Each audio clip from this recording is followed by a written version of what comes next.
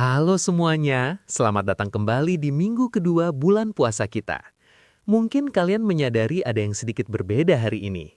Ya, kali ini saya yang menggantikan kakek yang sebelumnya mengisi di konten ini.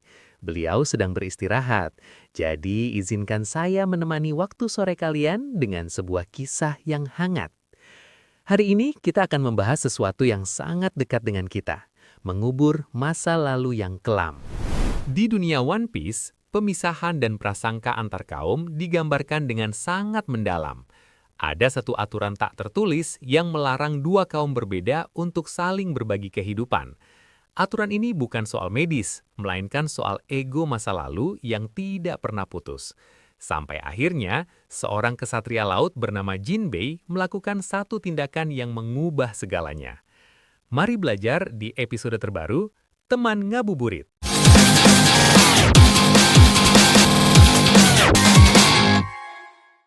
Untuk memahami besarnya pengorbanan Jinbei, kita harus mundur ke masa lalu, ke kisah Fisher Tiger.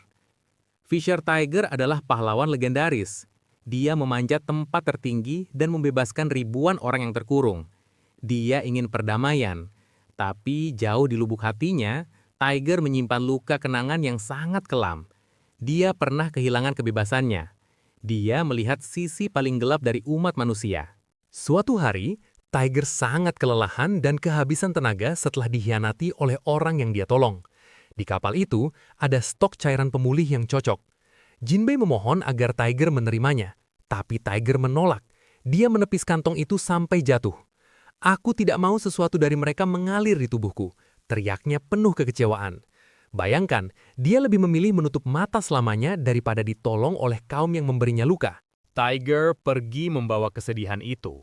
Dan kepergiannya melahirkan dua penerus yang berbeda jalan. Satu adalah Arlong, yang mewarisi amarah mutlak pada manusia. Satu lagi adalah Jinbei. Dia mewarisi keinginan damai Tiger, tapi dia bingung bagaimana caranya. Bertahun-tahun berlalu, jarak antara dua kaum ini makin parah. Puncaknya adalah kekacauan Hody Jones. Hody adalah sosok yang lahir dari lingkungan penuh amarah masa lalu. Di tengah kekacauan itu, datanglah Monkey D. Luffy, seorang manusia yang berjuang demi pulau itu. Pertarungan selesai, Hody kalah. Luffy sangat kelelahan. Dia kehilangan banyak tenaga dan wajarnya memucat. Chopper berteriak panik, mencari seseorang yang bisa membagikan energi pemulih. Rakyat pulau itu terdiam, tapi mereka punya yang dibutuhkan. Tapi hukum negara melarang mereka menolong. Lebih dari itu, mereka masih takut. Trauma masa lalu membuat mereka enggan melangkah maju. Sejarah kelam Fisher Tiger terulang kembali. Apakah cahaya pahlawan ini akan redup karena ego masa lalu? Suara berat memecah keheningan.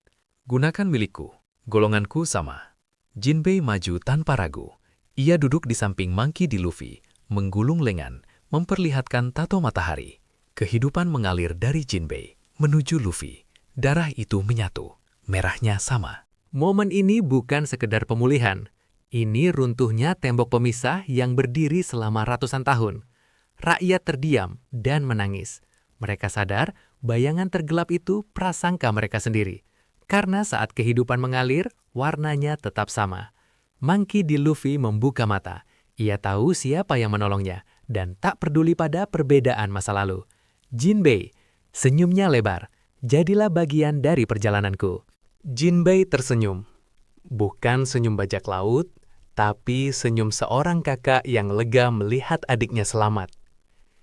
Impian Fisher Tiger tentang jalan matahari akhirnya terbuka. Bukan lewat pertikaian, tapi lewat berbagi kehidupan. Kisah ini jadi pengingat di minggu kedua Ramadan. Berapa banyak dari kita yang masih menjauh dari saudara atau teman karena luka masa lalu? Aku enggan menyapanya. Dulu dia pernah mengecewakanku. Kita simpan rasa itu. Kita merasa benar, padahal perlahan ia mengikis kejernihan hati. Puasa bukan hanya menahan lapar, tapi juga menahan ego dan melepaskan amarah. Rasulullah bersabda, tidak halal bagi seorang muslim mendiamkan saudaranya lebih dari 3 hari. Seperti Jinbei, kita bisa menjadi pemutus rantai prasangka. Jangan wariskan amarah masa lalu. Jangan teruskan jarak yang memisahkan. Jadilah yang pertama mengulurkan tangan. Jadilah yang lebih dulu menyapa dengan senyuman. Memang tidak mudah. Gengsi sering terasa tinggi, seolah kita yang harus merendah. Padahal, kehidupan yang mengalir dalam diri kita sama. Kita sama-sama hamba yang mengharap kedamaian. Jangan biarkan puasa terasa hampa, hanya karena hati enggan memaafkan. Hari ini, saya mengajak kalian. Cek daftar kontak di telepon kalian. Turunkan ego kalian, kirim satu pesan singkat. Apa kabar? Selamat menjalankan ibadah puasa ya. Itu saja. Jadilah jinbe bagi kehidupan sosialmu. Jadilah jembatan perdamaian, bukan tembok pemisah. Terima kasih sudah menyimak kisah persaudaraan ini bersama saya di hari ke-8 Teman Ngabuburit. Kalau video ini menyentuh hatimu, bagikan sekarang juga. Siapa tahu ini jadi jalan damai untuk mereka yang berselisih. Tulis di komentar, siapa karakter yang paling mengajarkanmu arti persahabatan yang tulus? Saya pamit undur diri.